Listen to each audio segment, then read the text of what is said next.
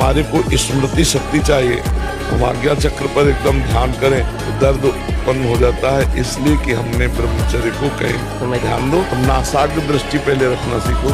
अब जब यहाँ दृष्टि रखोगे तो जोर यहाँ लगेगा आज्ञा चक्र पे, और इसे बर्दाश्त करो और यहाँ लिखो, अपने इष्ट का नाम लिखो। आंख मुंदनी नहीं बच्चा, आंख मुंदनी नहीं है, अर्ध निमीलित ऐसे, पलक नहीं झपकनी, नासाग्र दृष्टि रखनी, और यही हम लिख रहे हैं नाम, और इसी को हम देख रहे हैं, इसी को पढ़ रहे हैं। इससे क्या होगा कि आपका आज्ञा चक्र बलवान हो जाएगा। ये विकार आपके हृदय में वेग आकर के आपको परेशान कर रहे, कब? जब आप उनका महत्व देते हैं। अगर आप तत्काल हटो, बस साधक का इतना ही होता है, अंदर से ऐसे किया इसका कोई महत्व नहीं, आगे लग गया, नामबाड़ी में लग गया, नामबाड़ी में चित्त को लगा। आप देखो तो करके थोड़ी देर जलन हुई, शांत हो गया, फिर जो जलन आई थी वो जलन अगली बार कम आएगी, फिर और कम आएगी, फिर और कम आएगी, फिर एकदम खत्म हो जाएगी। एक दिन ऐसा होगा कि आप समस्त विषय भोगों के बीच में रहते हुए आप निर्मल रहेंगे। प्यारे, बहुत बड़ा दांव लग गया है, बाजी जीत लो, हारना मत, चूकना मत। एक निमिष के लिए भी ध्यान न छूटे, नाम न छूटे, फिर देखो कौन विकार तुम्हें परास्त करता है। भगवान से यदि संबंध है तो हर परिस्थितियों में महान दिग्विजय योद्धा सामने होने पर भी उसको परास्त होना पड़ेगा।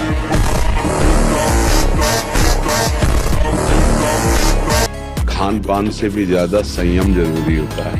ब्रह्मचर्य में आत्मबल प्रकट होता है। जैसे बड़े मोटे शरीर हैं तो ब्रह्मचर्य ठीक नहीं है, मांस चर्बी तो दिखाई देगी लेकिन अंदर बल उत्साह कम होती है। जो ब्रह्मचारी है उसमें एक तेज होता है, एक उसमें बल होता है।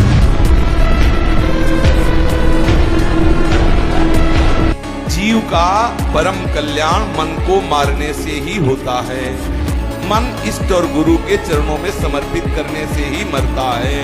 ऐसे आप कुछ भी करोगे वो मरेगा नहीं, क्योंकि सूत्र है, जितना करोगे तो अहंकार से सपोर्ट मिलता रहेगा, वो जीवित बना रहेगा।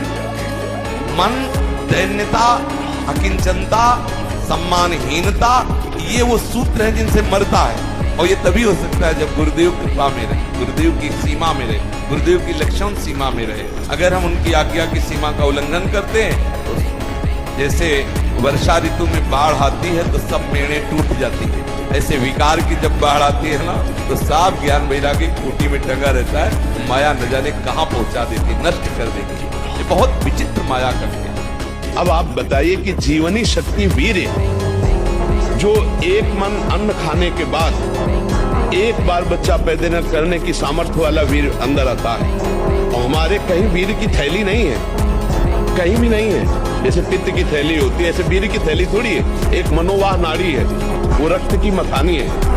जिस समय हम काम, वेदना और चेतना से युक्त होते हैं, वो मंथन करके पूरे शरीर से, जब वीर शक्ति शरीर से निकलेगी तो पूरी नस नाड़ियों में तनाव होगा और वो शक्ति बाहर वो खोखला कर देती है। ये हस्त में तुम खोखला कर देता है, हड्डी तक की शक्ति निकाल देता है। और कमर दर्द होना, माथा दर्द होना, ज्यादा विचार करने की सामर्थ्य न रह जाना, स्मृति न रह जाना। आज पशुता बढ़ रही है, पशुता बढ़ रही है। ये क्या हो रहा है? ये जो व्यवहार बन रहा है, ये धर्म में चलेंगे, इनका जीवन अच्छा होगा, ये पवित्र विचार वाले होंगे, ये भगवान को मानेंगे। एक बार एकांतिक वार्तालाप में एक किसी साधक ने बोला था कि मैं आपको जान गया हूँ महाराज जी, तो आपने बोला था कि मुझे जान जाओगे तो कुछ और जानना बाकी नहीं रह जाएगा। हमको तो नहीं जान पाए बच्चा, हमको जान जाओगे तो हमारे समान हो जाओगे। तो उन्होंने कहा आपको मैं जान गया, हमने कहा नहीं जान, क्योंकि आपने प्रेमानंद शरीर को जाना है, जो हमारा स्वरूप है उसको नहीं जाना। जिस दिन हमारे स्वरूप को जान लोगे उस दिन ब्रह्म साक्षात्कार पुरुष हो जाओगे। तो कर्ण ने कहा, आचार्य चरण यदि अर्जुन खड़ा रहा तो जीवित नहीं रह सकता, मैं तुमको वचन देता हूँ। यार ये सब देखकर युधिष्ठिर ने निश्चय किया कि अगर कोई परास्त कर सकता है तो कर्ण परास्त कर सकता है पांडव। उसकी वीरता देखकर, क्योंकि ये युधिष्ठिर से भी बड़े हैं, घबरा गए युधिष्ठिर।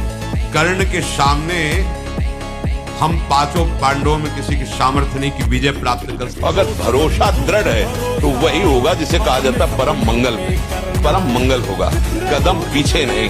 हम अध्यात्म बल को जानते हैं, हम हम अपने स्वरूप को जानते हैं, इसलिए हमको ये नहीं डरना कि होगा क्या। तो फिर भगवान हमारी सहायता क्यों नहीं करते? पाप करो तुम और भगवान तुम्हारी सहायता करेंगे। कानून सुरक्षा के लिए बना है, और अगर कानून के विपरीत करो मार डंडे तुम्हें वही कानून अंदर कर देगा। अगर आप कानून के अंतर्गत हो, आप कहो तो 10 सिपाही आपके साथ चलेंगे, आपकी सुरक्षा करेंगे, और कानून के विपरीत चलोगे ना तो आप को मार डंडे हथकड़ी पकड़ के अंदर कर देंगे। सुरक्षा के लिए बने हैं, रक्षा के लिए विधान बने हैं, तो विधान के अनुसार चलो ना। तुम करोगे बेविचार, तुम करोगे। अगर हमारे समाज में ऐसी वासनाएं फैल रही कि बच्चे सुरक्षित नहीं, परिवार सुरक्षित नहीं, धर्म सुरक्षित नहीं, तो फिर अत्याचार जब करोगे ना तो फिर भगवान की सृष्टि में दंड विधान है, कई तरह के दंड विधान है। सामूहिक भोगना पड़ेगा सबको। सामूहिक वो आया ना वायरल हो, करो ना, लाखों मरे ना, रोक ले कोई, लाखों मरे। अब जब हिसाब किताब दंड का हो गया था वो बन गई, वो क्या कहते हैं, हाँ वैसे बन गई, वही बनाने वाले, वही दिमाग देने वाले। भाई अगर पापाचरण रोको तो भगवान तुम्हारे साथ है। जब आप गंदे कार्य कर रहे होते हैं, शास्त्र विरुद्ध कार्य कर रहे होते हैं, तो आपका मन पूरे सपोर्ट में होता है। कभी वो आपको ऐसा नहीं कि गंदा कार्य कर रहे हैं दूसरा चिंतन करवा दे। ध्यान देना, जब आप विषय सेवन कर रहे होते हैं, गंदे कार्य कर रहे होते हैं, गंदे दृश्य देख रहे होते हैं, गंदी बातें सोच रहे होते हैं, तब आपको कहीं भी मन विक्षेप नहीं पहुंचाएगा। क्यों? कि वो समय अधीन करके पूरी की पूरी कैसेट लोड कर रहा है अपने अंदर, पूरा का पूरा माल समेट रहा है, कुप्रवृत्तियां अंदर भर रहा है। और जो भजन में बैठे अब वो सब बमन कर रहा है, निकाल रहा है जो, और निकाल रहा है तब परेशानी महसूस होती है। ये अनंत जन्मों के कुसंस्कार भरे हुए हैं।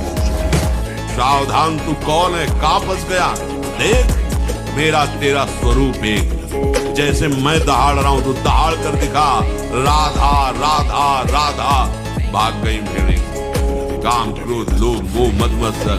अब खुला जंगल में दहाड़ता शेर घूम रहा है। ये संपूर्ण संसार उसको दबा नहीं सकता भगवान के नाम पर। हमारे अंदर एक सुषुम्ना नाड़ी है जो बंद पड़ी है, अगर वो खुल जाए तो अंतराय नाम का खत्म हो जाए। और जब आप साधन पर बैठे तो 10 बार कम से कम अगर आप कर सके,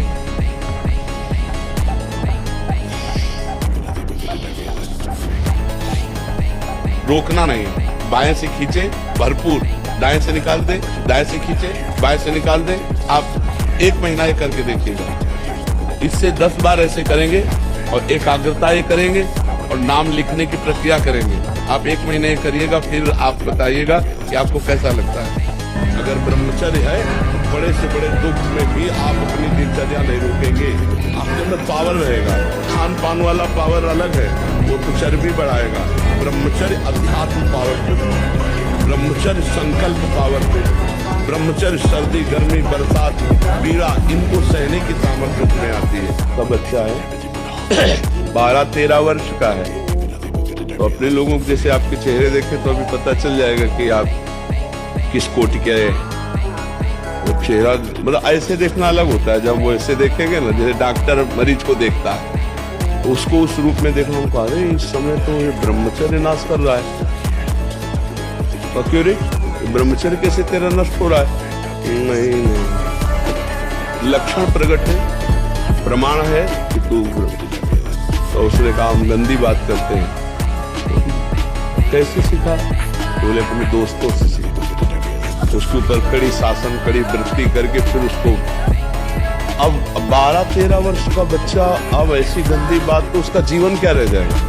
उनको तो खिलवाड़ लगता है ना, खेल लगता है उनको, और ये खेल जीवन के नाश की तरफ ले जाए। मन प्राण तथा ये ब्रह्मचर्य, ये तीनों एक ही है। जिसका ब्रह्मचर्य ठीक रहे, ये स्थूल प्राण होने लगते हैं। पहचान ऐसे भैंसे की जैसे श्वास निकलती है, जब सोते तो बड़े भारी ऐसे मोटे शोरगुल होता है, स्थूल प्राणों का लक्षण है। जिसका ब्रह्मचर्य ठीक, उसके प्राण सूक्ष्म हो जाते हैं और मन शांत होने लगता है।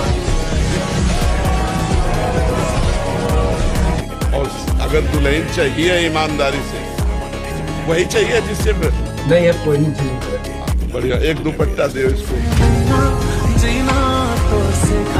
सतयुग में 10,000 वर्ष ब्रह्मचर्य से रहकर दाहिने पैर के बल अंगूठी की खड़े होकर दोनों हाथ उठाकर मंत्र जपने से जो फल मिलता था, वह त्रेता में 1 वर्ष ऐसी साधना, द्वापर में 1 मास, 1 महीने, और कलयुग में 24 घंटे नाम कीर्तन करने से वो फल प्राप्त। आगे ऐसा समय आने वाला है ना, कोई किसी को भी नहीं बख्शेगा, कहीं कोई सुखी नहीं नजर आएगा, त्राहिमाम मच जाएगा। देख लो, अब अभी पता लगा कि देखो जहाँ युद्ध हो रहा, त्राहिमाम मचा है कि नहीं मचा है।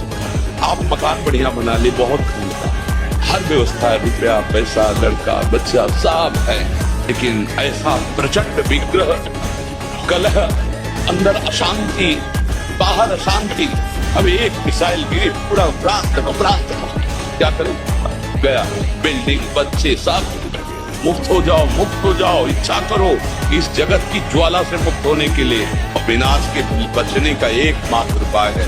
तो आज के चरणों में बैठ जाओ, बच जाओगे, अल्लाह के ट्रांसफर जाओ।